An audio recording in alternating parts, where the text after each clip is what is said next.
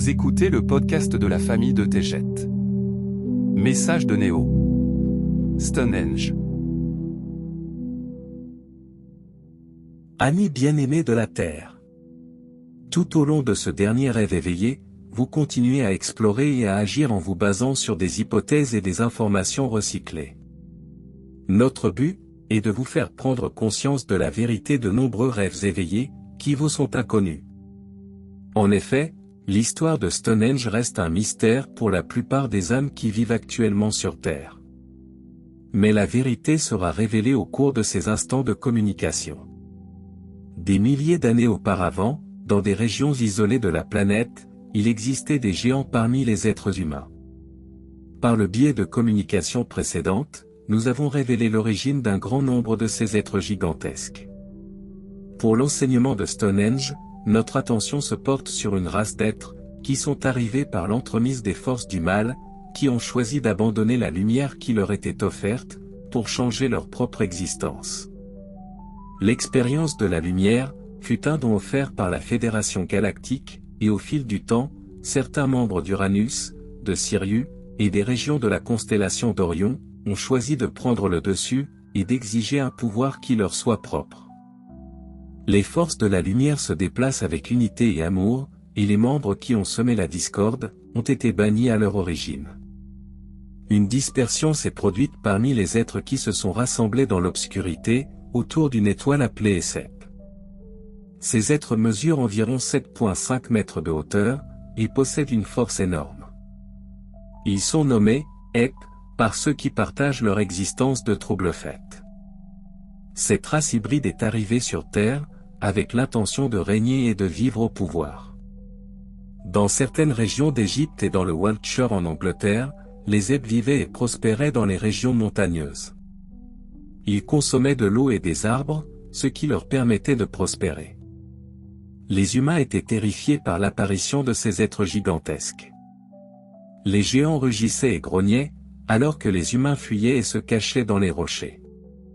Un plan a été élaboré pour tromper la vigilance de ceux qui se cachaient, alors que les Ep se réunissaient, pour mettre au point un plan de tromperie. En effet, ceux-ci prétendaient aider les petits êtres humains, qui se rassemblaient sous l'effroi. Les géants allaient convaincre les êtres humains qu'ils étaient des êtres sacrés venus du ciel, et que la technologie était à la disposition de tous, en matière de construction de maisons, et d'aménagement d'espace pour l'approvisionnement en eau douce. Les géants entreprirent leur opération de tromperie, en rassemblant des pierres massives provenant de nombreux endroits. La population regardait avec stupéfaction les pierres transportées avec aisance, et placées sur le sol en parfaite symétrie.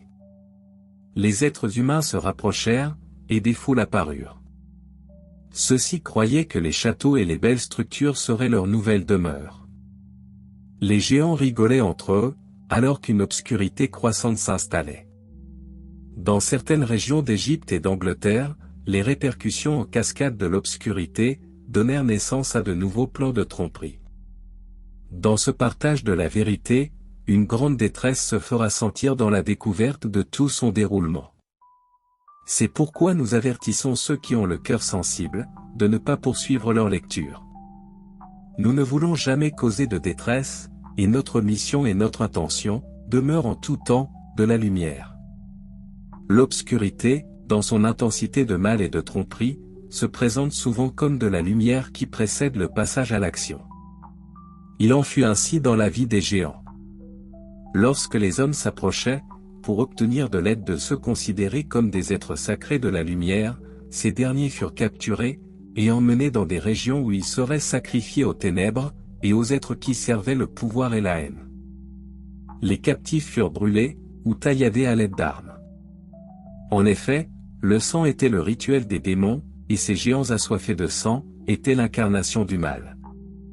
Une période de 5000 ans, ne représente rien dans l'intemporalité.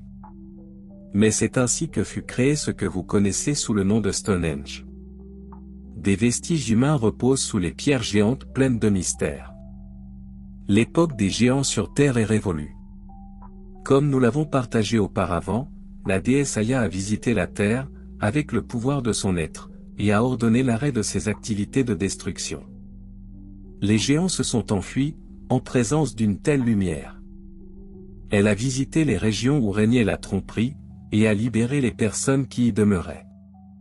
Parmi les géants qui subsistèrent, ceux-ci se sont retournés l'un contre l'autre, dans une hystérie de masse. La Terre est libérée des forces du mal qui lui rendent visite, mais il reste encore des entités obscures qui se manifestent dans les sacrifices.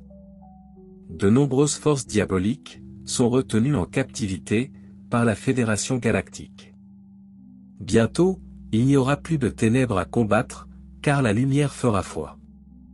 Les vestiges sans histoire vous ont toujours indiqué la présence de visiteurs inconnus. Le travail de la Fédération Galactique est visible dans la beauté des objets sculptés et des colonnes qui entourent des structures magnifiques.